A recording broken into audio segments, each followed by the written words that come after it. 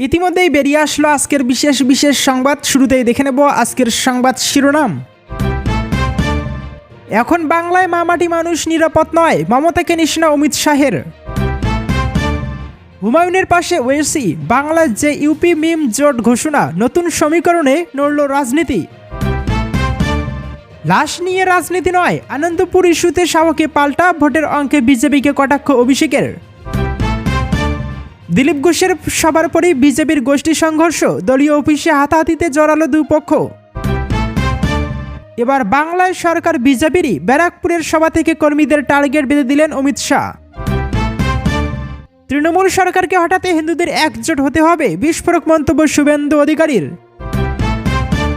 সারা বছর করেনটা কি, ওনার অডিট দরকার, সুজিতের মুখে ঝামা ঘষলেন সুকান্ত মজুমদার। এতক্ষণ শুনছিলেন সংবাদ শিরোনাম, এবার আসছি বিস্তারিত সংবাদে।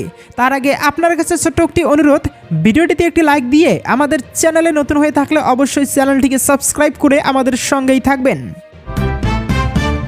কেন্দ্রীয় স্বরাষ্ট্রমন্ত্রী অমিত শাহ আবারও বাংলার মুখ্যমন্ত্রী মমতা বন্দ্যোপাধ্যায়কে লক্ষ্য করে বলেছেন যে মমতার ভারতীয় জোট নিশ্চিত হয়ে গেছে। এখানে বাংলার তৃণমূল কংগ্রেসের হাত থেকে মামাটি মানুষকে রক্ষা করার জন্য বিজেপিকে ক্ষমতায় আনা হবে। তিনি বলেন, পশ্চিমবঙ্গে আইন শৃঙ্খলা পরিস্থিতির অবনতি, তার দল এবং অনুপ্রবেশকারীদের দ্বারা ব্যবহৃত তোলাবাজি এবং জবরদস্তিমূলক নিয়ন্ত্রণ এবং জাতীয় নিরাপত্তা এবং নির্বাচনী ন্যায্যতার উপর এর প্রভাবের জন্য অমিত শাহ মমতা বন্দ্যোপাধ্যায় সরকারের সমালোচনা করেছেন। তিনি আরও বলেছেন যে এবার পশ্চিমবঙ্গের নির্বাচন কেবল বাংলার বিষয় নয়, জাতীয় নিরাপত্তার বিষয়ও। পশ্চিমবঙ্গের উত্তর 24 পরগনায় বিজেপি কর্মী সম্মেলনে ভাষণ দিতে গিয়ে কেন্দ্রীয় স্বরাষ্ট্রমন্ত্রী অমিত শাহ অভিযোগ করেন, তিনি যে মা মাটি মানুষ স্লোগান দিয়ে ক্ষমতা এসেছিলেন তার এখন কোনো অর্থ নেই, কারণ এই তিনটি রাজ্যে অনিরাপদ হয়ে পড়েছে। তিনি আরও বলেন, মায়েরা অনিরাপদ, নারীদের নিরাপত্তার কোনো সুনির্দিষ্ট নিশ্চয়তা নেই।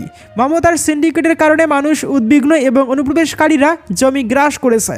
নিরাপত্তার কথা বলতে গিয়ে অমিত শাহ বলেন, আমি বাংলার জনগণকে বলতে চাই, এবার পশ্চিমবঙ্গের নির্বাচন কেবল বাংলার নয়, জাতীয় নিরাপত্তার বিষয়। জমি সংক্রান্ত সমস্যার কারণে সীমান্তে বেড়া দেওয়া সম্ভব নয়। আপনার পুলিশ অনুপ্রবেশ বন্ধ করছে না। 21শে মার্চ 2026 সালের আগে রাজ্য সরকারকে জমি বিএসএফের কাছে হস্তান্তরের নির্দেশ দেওয়ার জন্য আমি কলকাতা হাইকোর্টকে ধন্যবাদ জানাই। পরিস্থিতি রামায়ণের সাথে তুলনা করে অমিত শাহ বলেন, রাবণ যেমন নিজেকে অজেয় ভেবেছিল, তেমনি মমতা বন্দ্যোপাধ্যায়কে পরাজয়ের জন্য প্রস্তুত থাকতে হবে।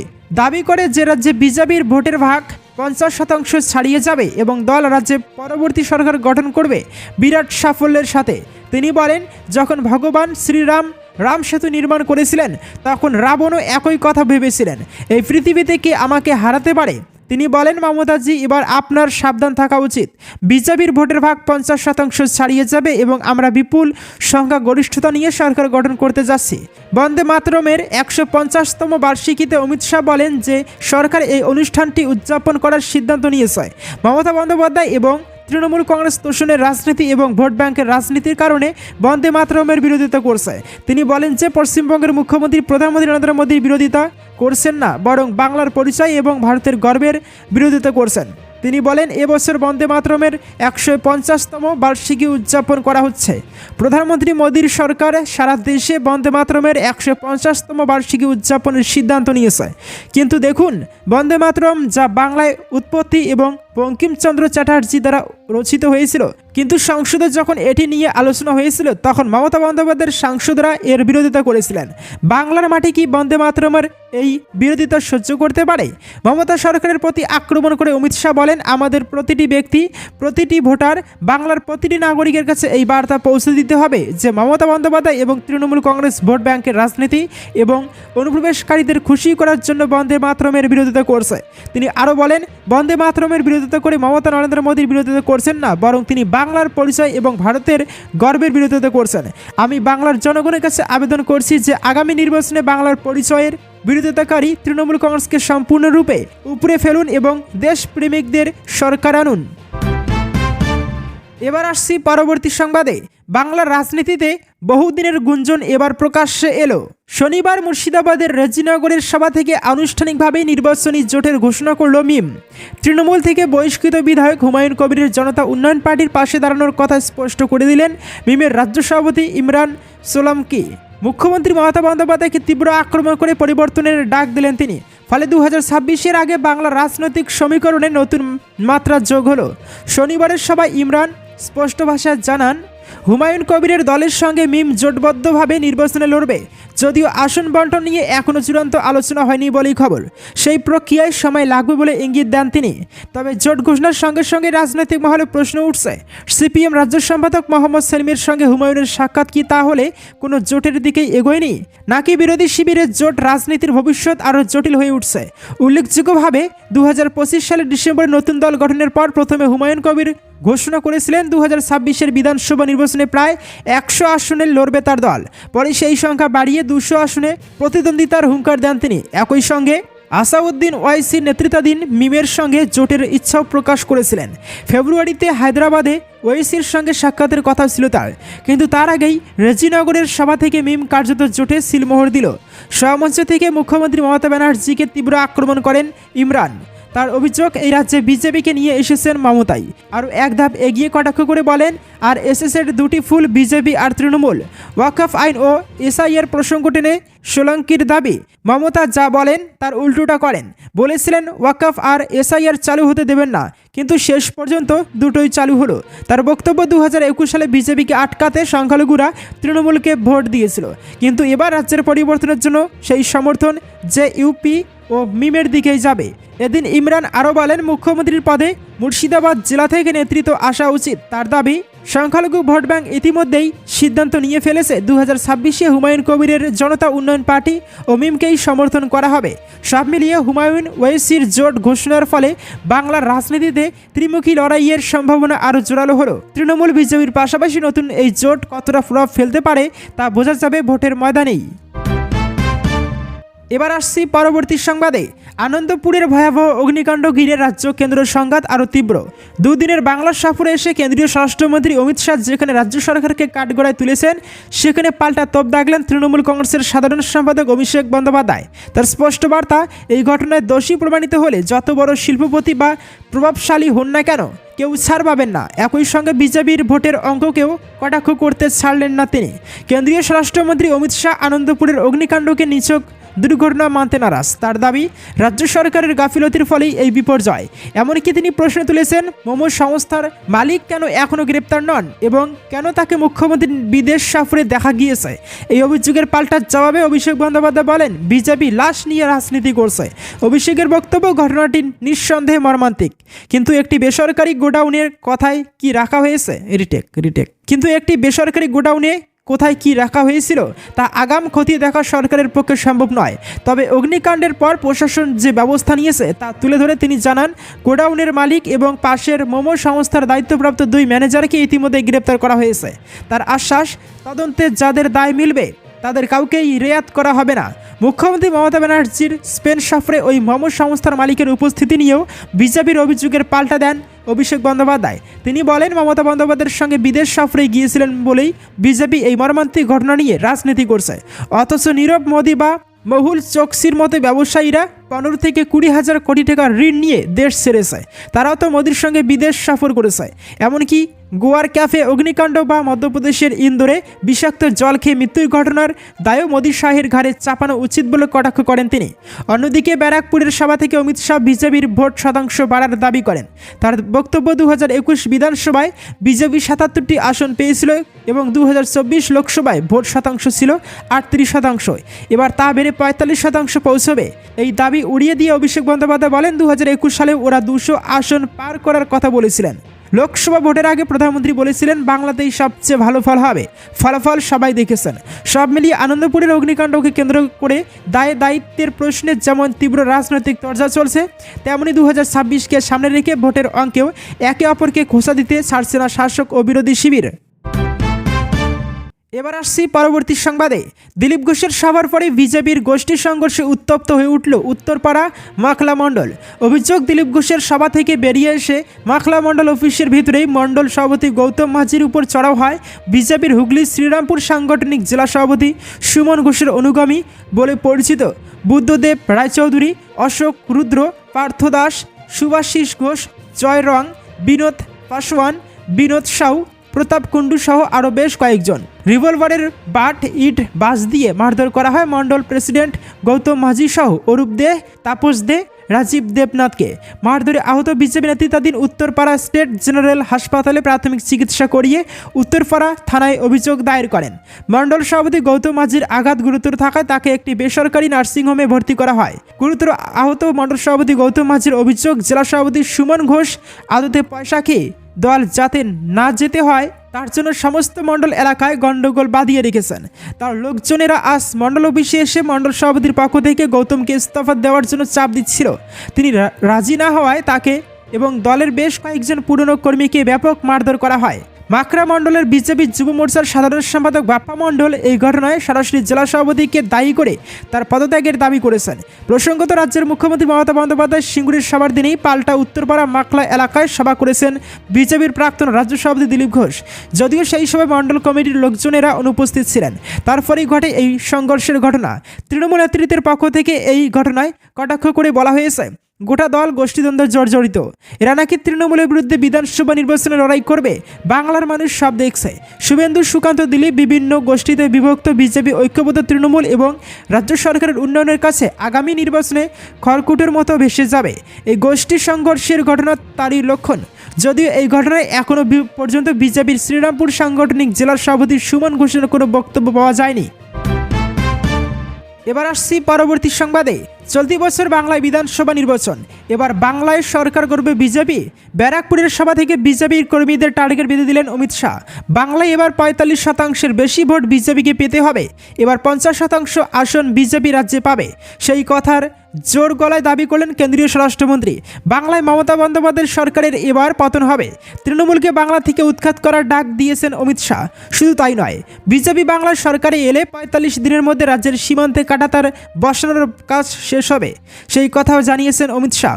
ব্যারাকপুরের আনন্দপুরীর মাঠে এদিন কর্মী সভা করেন অমিত শাহ। শুরু থেকে তৃণমূল কংগ্রেস সরকারকে চড়া সুরে আক্রমণ করতে থাকেন তিনি। ক্রমে সেই সুর আরও তীব্র হয়। বাংলায় তৃণমূল ধারাবাহিকভাবে দুর্নীতি করছে, আরও একবার সেই অভিযোগ করেন তিনি। বাংলার মা মাটি মানুষের সরকারের শাসনে মায়েরা নিরাপদ নন।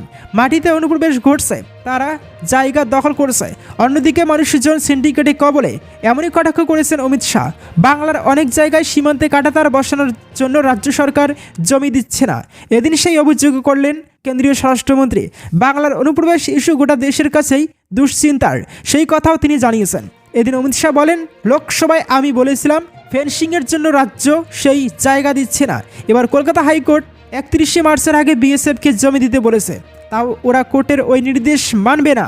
এপ্রিলে বিজেপি রাজ্যে ক্ষমতায় এসে ৪৫ দিনে ফেন্সিং করে দেবে। বাংলায় আগে 2টি আসন জিতেছিল বিজেপি। 2019 সালে একাধিক বিজেপি প্রার্থী ভোটে জিতে সাংসদ হন। গত বিধানসভায় বিজেপির ৭৭ জন ভোটে জিতে বিধায়ক হয়েছিলেন। এবার বাংলায় বিজেপির ভোট ৩৮ থেকে ৪৫% হবে। শুধু তাই নয়, তিনি বিজেপি কর্মীদের টার্গেটও বেঁধে দিলেন। তার কটাক্ষ, তৃণমূল দুর্নীতিকে সংস্থা করেছে, সব সীমা ছাড়িয়ে হাজার হাজার কোটি টাকা দুর্নীতি হয়েছে। এই সরকার চলতে পারে না। 10 লক্ষ কোটি টাকা মোদিজি বাংলায় দিয়েছে। এই টাকা কোথায় গেল? তৃণমূলের সিন্ডিকেট নিয়েছে, কাটমানি খেয়েছে। বঙ্কিমচন্দ্র চট্টোপাধ্যায় বন্দে মাতরম রচনা করেছেন। সেই রচনার এবার 150 বছর। কেন্দ্রীয় সরকারের উদ্যোগে দেশ জুড়ে বন্দে মাতরমের উদযাপন হচ্ছে, কিন্তু তৃণমূল সাংসদরা সংসদে এর বিরোধিতা করছেন। অনুপ্রবেশকারীদের খুশি করতে তৃণমূল এমন করছে, কটাক্ষ করেছেন অমিত শাহ। মমতা বন্দ্যোপাধ্যায় ও তৃণমূল কংগ্রেস বাংলার অস্মিতাকে নষ্ট করছে, সেই খোঁচাও দিয়েছেন কেন্দ্রীয় স্বরাষ্ট্রমন্ত্রী। এবার আসছি পরবর্তী সংবাদে। রাজ্য থেকে তৃণমূল কংগ্রেসকে ক্ষমতাচ্যুত করতে শুক্রবার সব হিন্দুদের মধ্যে ঐক্যের আহ্বান জানালেন শুভেন্দু অধিকারী। তবে তিনি একই সঙ্গে আরও একবার স্পষ্ট করেছেন যে বিজেপি দেশপ্রেমী মুসলিমদের বিরুদ্ধে নয়। হাওড়া জেলার বাগনানে এক জনসভায় ভাষণ দিতে গিয়ে শুভেন্দু অধিকারী আরও বলেন, বাংলাদেশ থেকে আসা সমস্ত বাঙালি হিন্দুদের নাগরিকত্বের জন্য বিজেপি সহযোগিতা করবে, কিন্তু তিনি এও নিশ্চিত করেন যে বাংলাদেশি ও রোহিঙ্গা মুসলিমদের নাম ভোটার তালিকা থেকে মুছে ফেলা হবে। শুভেন্দু অধিকারী বলেন, পশ্চিমবঙ্গকে পশ্চিম বাংলাদেশ হওয়া থেকে বাঁচাতে এবং রাজ্যের জনতান্ত্রিক কাঠামো রক্ষা করতে তোষণ নীতিতে চলা দুর্নীতিগ্রস্ত মমতা বন্দ্যোপাধ্যায়ের সরকারকে ক্ষমতা থেকে সরাতে হবে। উন্নয়নপন্থী বিজেপি সরকারকে প্রতিষ্ঠা করতে হবে। তিনি সংকল্প র্যালিতে বলেন, রাজ্যে বিজেপি ক্ষমতায় এলে ডাবল ইঞ্জিন সরকার গঠিত হবে। তার মতে হিন্দুরা যদি একসঙ্গে এসে সুশাসনের পক্ষে ভোট দেন এবং তৃণমূলের পরাজয় সুনিশ্চিত করতে একটিও ভোট হারাতে না দেন, তাহলেই এটি সম্ভব হবে। শুভেন্দু দাবি করেন, তৃণমূল জিহাদি অনুপ্রবেশকারীদের ভোট ব্যাংক এর উপর নির্ভরশীল। তিনি বলেন, যদি 70% ভোট হিন্দুরা ঐক্যবদ্ধভাবে দেয় তাহলে তৃণমূল ক্ষমতাচ্যুত হবে এবং বিজেপি বিধানসভা নির্বাচনে জয়লাভ করবে। তবে শুভেন্দু দ্রুতই যোগ করেন যে বিজেপি মুসলিম বিরোধী নয়। তিনি বলেন, বিজেপির বিরুদ্ধে মিথ্যা প্রচারের কারণে আমরা মুসলিমদের সমর্থন পাই না, কিন্তু বিজেপি কখনোই কোনো সম্প্রদায়ের প্রতি বৈষম্য করে না। নরেন্দ্র মোদী সরকারের জনকল্যাণমূলক প্রকল্পগুলি যা সমস্ত সম্প্রদায়ের মানুষের জন্য উন্মুক্ত তারই প্রমাণ। তিনি দেশপ্রেমী মুসলমানদের কাছে আর্জি জানান তারা যেন আর তৃণমূল কংগ্রেসকে ভোট না দেন। তিনি সংখ্যালঘু সম্প্রদায়ের সদস্যদের উদ্দেশ্যে বলেন, মমতাকে নো ভোট বলুন, রাজ্যের কল্যাণের জন্য তাকে পরাজিত করুন। আপনাদের বিরুদ্ধে আমাদের কোনো বিদ্বেষ নেই, আমরা আপনাদের অর্থনৈতিক উন্নতির পক্ষে। শুভেন্দু আরও জানান, ফেব্রুয়ারির মাঝামাঝি প্রকাশিত হতে চলা চূড়ান্ত ভোটার তালিকায় সমস্ত রোহিঙ্গা এবং বাঙালিদের নাম বাদ পড়বে। চলতি মাসের গোড়ার দিকে তৃণমূলকে রাজনৈতিক পরামর্শদাতা সংস্থা আইপ্যাকের পরিচালক প্রতীক জৈনের কার্যালয়ে ইডি আধিকারিকরা যখন অভিযান চালান, তখন মুখ্যমন্ত্রী মমতা বন্দ্যোপাধ্যায় ফাইল সরিয়ে নিয়েছেন বলে অভিযোগ করে তিনি তার কড়া সমালোচনা করেন। শুভেন্দুর কথায় পুরো দেশ দেখেছে, রাজ্যের উচ্চপদস্থ পুলিশ আধিকারিকদের সঙ্গে নিয়ে একটি কেন্দ্রীয় তদন্ত সংস্থার আধিকারিকদের কাছ থেকে ফাইল সরিয়ে নিচ্ছেন মমতা বন্দ্যোপাধ্যায়। এই আধিকারিকরা একটি কয়লা কেলেঙ্কারি তদন্ত করছিলেন। এদিকে শুভেন্দুর মন্তব্যের জবাবে তৃণমূলের রাজ্য সাধারণ সম্পাদক কুণাল ঘোষ বলেন, শুভেন্দু অধিকারী ক্ষমতা দখলের জন্য ধর্মের ভিত্তিতে মেরুকরণের বিপজ্জনক খেলা খেলছেন। তিনি বলেন, শুভেন্দু অধিকারী এক সম্প্রদায়কে অন্য সম্প্রদায়ের বিরুদ্ধে উস্কানি দিচ্ছেন। শত শত বছর ধরে বিভিন্ন জাতিগোষ্ঠীর মানুষ একসঙ্গে বসবাস করে এবং উৎসব উদযাপন করে বাংলার সম্প্রীতি বিশ্বজুড়ে পরিচিত। তিনি বাংলাকে বিভক্ত করতে চান, যা রাজ্যের মানুষ মেনে নেবে না। এবার আসছি পরবর্তী সংবাদে। এই রাজ্যের শাসক দল এবং তার প্রত্যেকটি মন্ত্রীরা যে প্রতি ক্ষেত্রে ব্যর্থ তা একের পর এক বিপর্যয়ের ঘটনার পরে স্পষ্ট হয়ে যাচ্ছে। কিছুদিন আগেই মেসি কাণ্ডের প্রভাব এখনও ভুলতে পারেনি কলকাতা তথা রাজ্যবাসী।